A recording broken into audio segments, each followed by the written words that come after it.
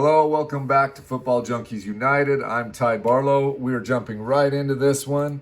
This is Colts, Jags. This is for the division. Amazing to watch this right out the gates.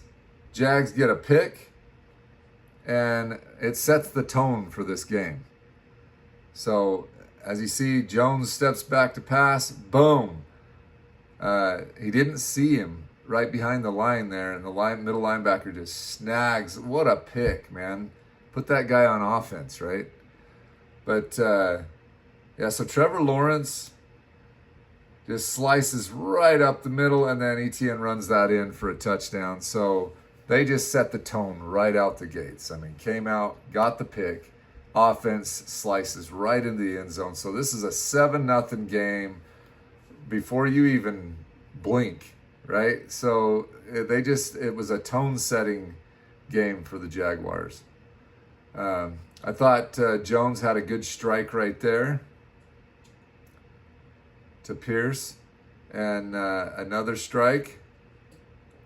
So to Warren there, and then another strike to Pierce. So again, Jones playing great right out the gates. Jonathan Taylor gets stood up right there, but then gets himself in the end zone. So again, that was a great answer by the Indianapolis Colts.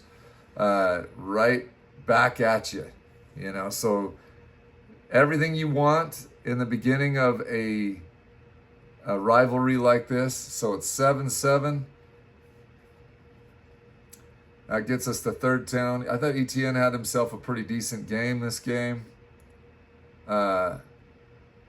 Nice play there. But they're already in scoring range, and bang. Just like that, the Jags answer back. I mean, so their offense is clicking. Trevor Lawrence put that on a dime. But this is kind of blown coverage here, too, because he just is almost like tied up on a linebacker. That's a wide receiver on a linebacker. So that's coaching issue right there. But here comes the Colts again. Let's see here. Sorry. So that's something that you just can't do. You can't line up a linebacker on a wide receiver. It's just not going to work. Linebacker, there's no way he's going to flip his hips and get back there and guard that. So I think that was more of a issue there for a coaching flaw on that one. So here we are, 3rd and 8, and Brandon Jones goes down, right? This is such a bad news thing for the Colts. He was playing so well this year, and so that Achilles, he ended up learning after this game he tore his Achilles. So rough for Brandon Jones and for Colts fans. I think that's just a horrible thing to have happen at this time of the year, or just ever. I mean, an Achilles, and you can just see the frustration with Brandon Jones here, because he just knows his season's over right there. So it's tough. But I did think that the Colts defense responded. And I think they tried to use Jonathan Taylor right there, and that's a very rare fumble from Taylor. You don't see that very often. But I was surprised they let that one go, because it looked like his elbow might be down right there, but he did let go of it, so they gave it to him.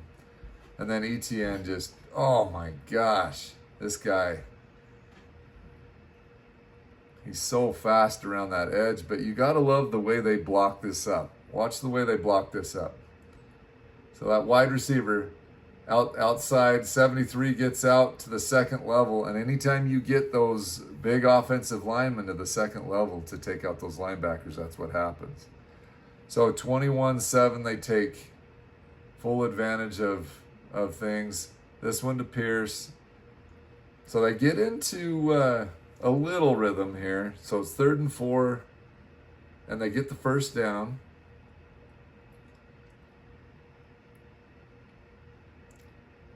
And I thought the backup quarterback actually was playing fairly decent right here. but then they batted that one down, so it looked like had to settle for the field goal. And I think that's what was tough, is that Jags were scoring at a high pace, and a field goal is just not going to cut it. But look at ETN, man. That one, he was patient, sidestepped, then let everybody get the blocks up front. And then there was a turnover right here. So this was a big turnover for the Colts. So here they've got a pretty decent shot, but look at that defense, man. Stood up Jonathan Taylor, rallied to the ball.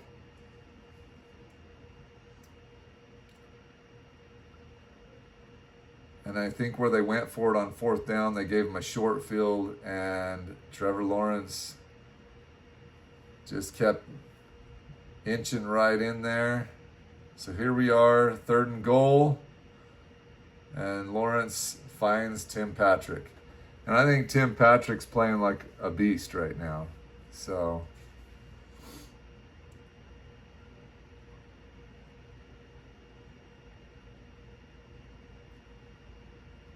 nice play, pretty good chunk play right there. So they're in field goal range. But again, a field goal is not going to cut it at this point. So I think that's what we were seeing, is just, it's like field goals against touchdowns. But they did get the ball back here. Tried to make a little noise. I loved how he made some misses right there. But now we're back to Jags. And here's the thing. They get into field position right here to where now they were able to march some clock off, and they're just, it's almost like too much ahead here. And it's cool to see Jonathan Taylor still playing his butt off, but it's a little too little, too late type situation here. And this was an interesting thing. They called that a pick. Usually if the offense has their hands on it, they give that to the offense, but they didn't on that play.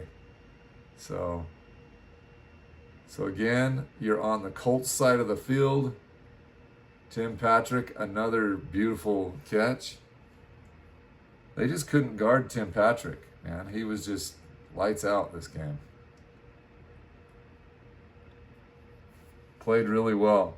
Other thing is, like, I think you got the Jags, who are making a very strong push for playoffs. They're at that. They've got the division right now, you know. So see how it goes the rest of the year. But so this is an ETN keeper, and he didn't get it. So it's a turnover on downs. And then they get a safety. Couldn't get out of there in time. So it's just a rough game all around.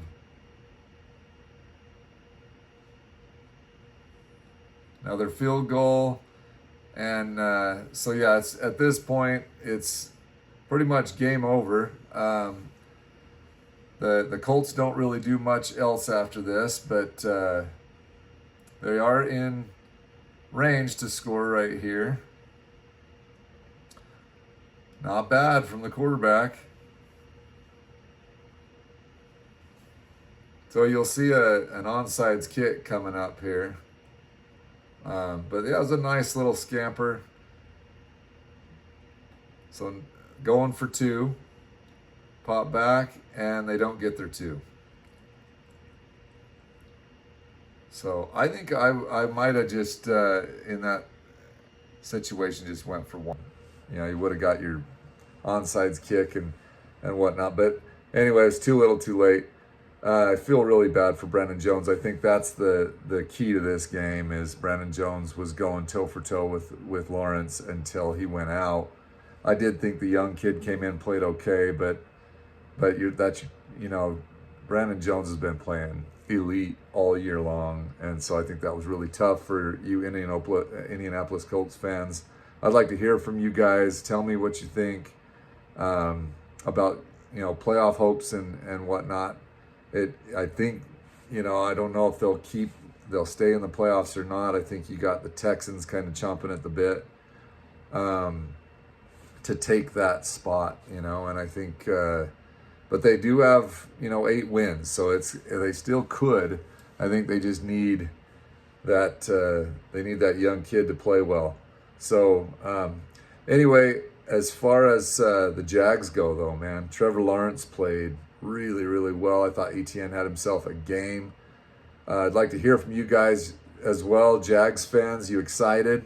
Remember to like and subscribe for more. I'm going to keep bringing you guys games, tell you my opinion, tell you my thoughts, as well as I'd like to hear your guys's. I'd like to create a community here, so come join us.